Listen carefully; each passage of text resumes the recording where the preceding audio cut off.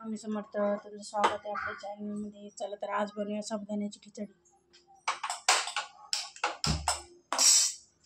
Gas चालू करून घ्यायचा इथे.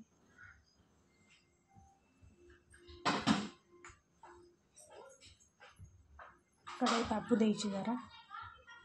आता मी इथे तेल टाकून घेणार आहे. मिरच्या पण तळायच्या आहे त्याच्यामुळे त्या अंदाजाने टाकायचं. नंतर काढता आलं तरी चालतं.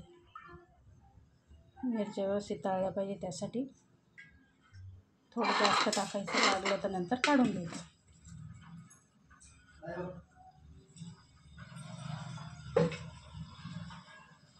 त्याच्यासाठी इथं घेतलेलं आहे मी मिरच्या तळण्यासाठी. ही हिरवी मिरची, हा शेंगदाण्याचा कूट बारीक करून घेतलेला आहे. ही बटाटे उकडून घेतलेले आहे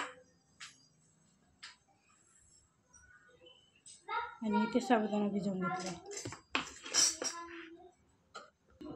हे बघा, आता ही मिरची याच्यात टाकू. पहिले ही व्यवस्थित तळून घ्यायची. ही बघा आपली मिरची तळली इथे. तर आपण आता काढून घेऊया थोडी थोडी. मिरची शिवाय खिचडीला मजाच येत नाही.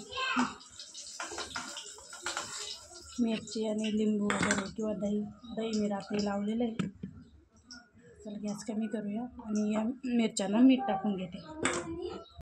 इथं थोड्याशा चकल्या घेतलेल्या आहे मी. आता त्या तळून घेते.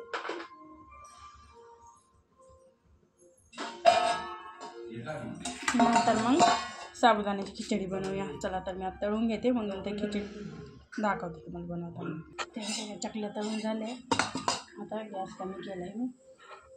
इथे हिरवी मिरची टाकली, त्याच्यात टाकलं साबुदाणा. भिजवलेलं सगळं टाकून घ्यायचं.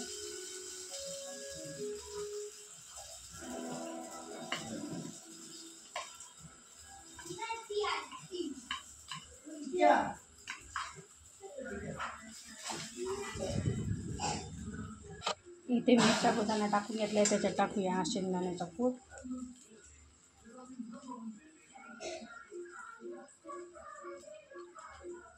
एवढंच टाकायचं, बस होतं. आणि आता टाकूया त्याच्यात मीठ.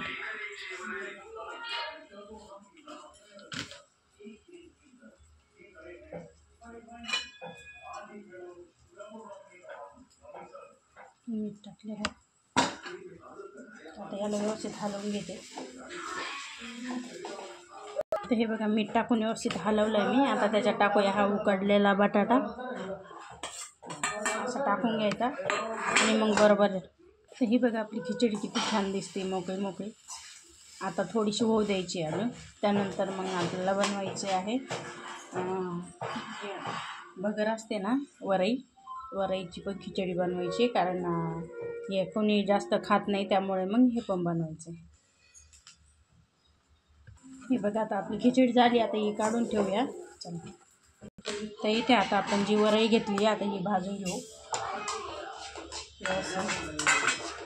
म्हणजे आपण जर थोडी भाजून घेतली ना, तर ती मोकळी मोकळी होते, छान खायला. त्यासाठी थोडीशी भाजून घ्यायची असते. मी तीच कढई यूज केली इथं, कारण एवढी पण चिटकलेली नाही खिचडी, तुम्ही बघू शकता. त्यामुळे मी तीच घेतलेली आहे.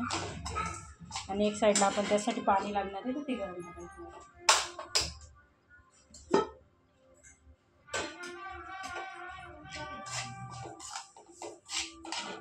आता ही वरई काढून घेऊ. इथे एवढं तेल घेतलेलं आहे मी. इथे तेल गरम झालेलं आहे. मिरची थोडीच टाकणार आहे मी. त्याच्यानंतर गॅस कमी करायचा. त्याच्यात थोडंसं मीठ टाकूया. बटाट्यांना छान टेस्ट येते. हे बघा, आता हे थोडे शिजवून घ्यायचे तेलामध्ये. इथे बटाटा फ्राय झाला आहे. त्याच्यामध्ये आपण ही वरई धुतली आता एक पाण्याने, तर ती त्याच्यात टाकायची. धुवून घ्यायची, म्हणजे त्याच्यावरचे जे टरफल वगैरे राहतात ना, ते निघून जातात.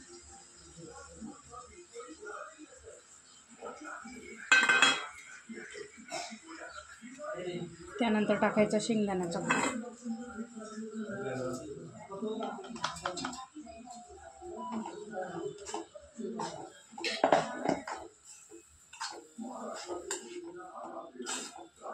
याच्यात मीठ टाकून घेतलं मी, दाखवायचं राहिलं.